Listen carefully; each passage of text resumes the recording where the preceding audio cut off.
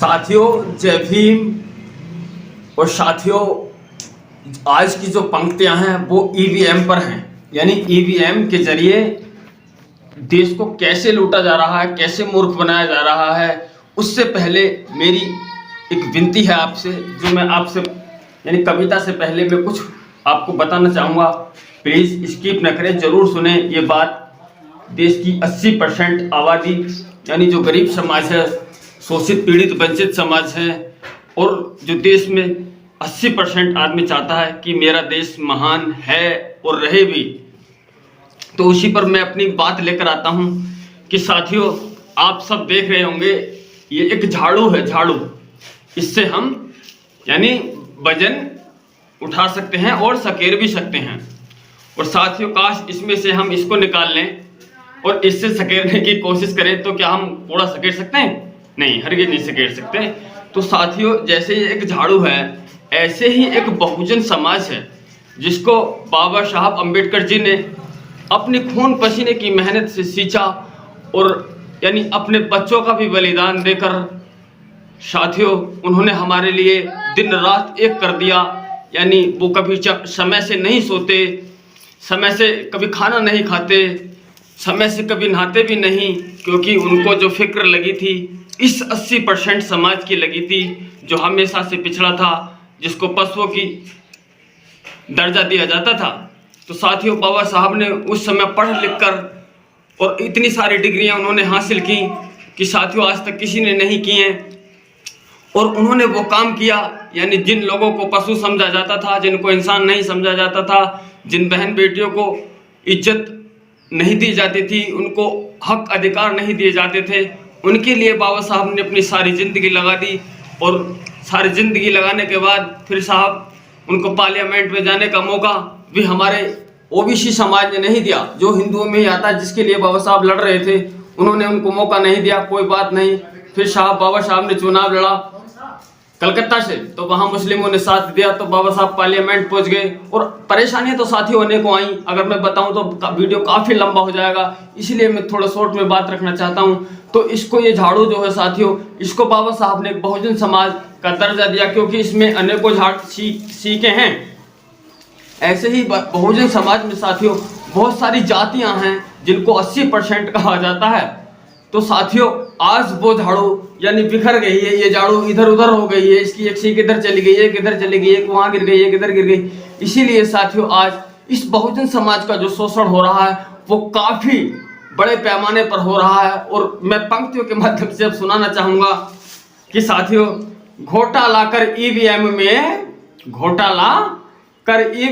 में वो तो यारो जीत रहे, और कामगार बहुजन लोगों की खाल हर दिन खींच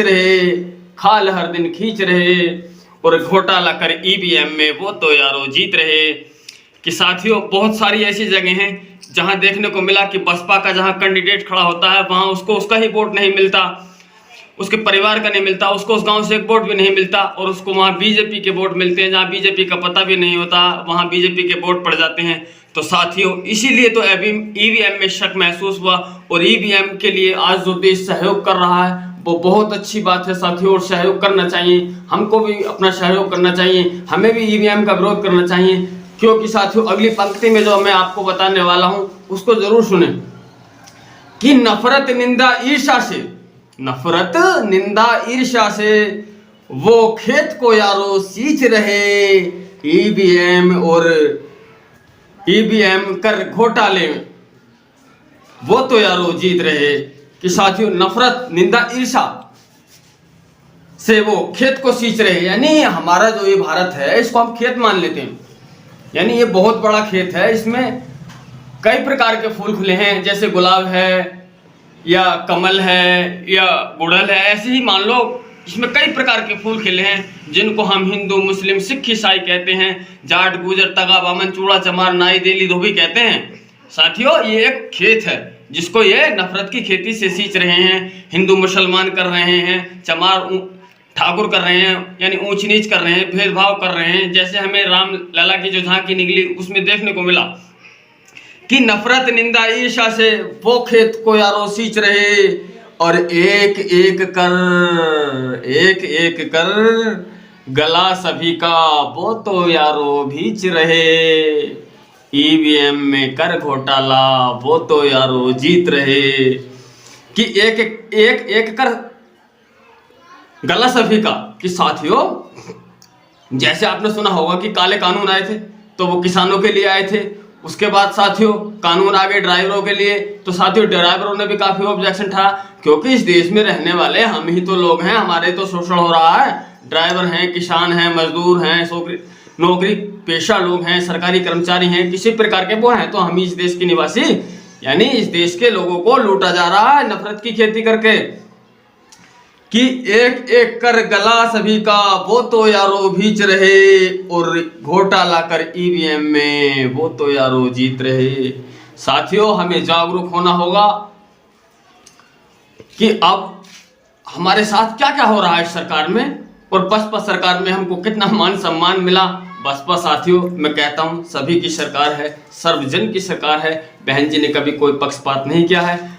और साथियों मैं तीसरी पंक्ति भी आपको सुनाऊंगा, पहले मैं ये बात रख देता हूं कि बहन जी ने सबको बराबर का मान सम्मान दिया। बहन जी ने कभी भी एससी के साथ ऐसा नहीं किया कि जो एससी का हिस्सा बनता है ओबीसी के हिस्से में से एससी को और बढ़ा के दिया जाए, जैसे कि आज हो रहा है और शपथ सरकार में होता है, बहुत सारी सरकारों में देखने को मिलता है। साथियों वो बहन जी ने कभी नहीं किया कि ताबड़तोड़ कर महंगाई, ताबड़तोड़ कर महंगाई भी क्यों यारो जीत रहे।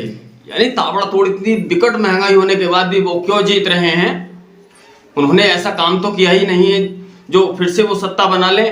उन्होंने सिवाय लोगों को सताने के, जाति धर्म के, और दूसरा कोई काम नहीं किया है। कि ताबड़तोड़ कर महंगाई भी क्यों यारो जीत रहे। और ईवीएम डीएमओ को सत्ता के बदले जीत रहे। साथियों आपको मैं बताता हूँ, ईवीएम तो है आप जानते हैं, डीएमओ यानी जितने देश में डीएम हैं उनको धमकियां देते हैं, उनको डराते हैं कि हमको ये सीट जरूर चाहिए, हर हाल में चाहिए, नहीं तो हम आपका देखें कैसा असर करेंगे, हम आपकी छोड़ेंगे नहीं किसी काबिल भी, हमें ये सीट जरूर चाहिए, हर हाल में चाहिए। साथियों इस यानी ऐसा दबाव बनाकर सरकारी अधिकारियों पर उन सीटों को जीता जाता है। हमें जागरूक होना होगा देश के गद्दारों से जो हमारे वतन को पल पल तिल तिल लूट रहे हैं। साथियों हमें अपना कीमती वोट बसपा को देना होगा, जिसमें मान सम्मान स्वाभिमान। अगर आप उत्तर प्रदेश से बाहर से हैं तो उत्तर प्रदेश के लोगों से पूछें कि बहन जी ने कितना मजबूत और सशक्त शासन दिया।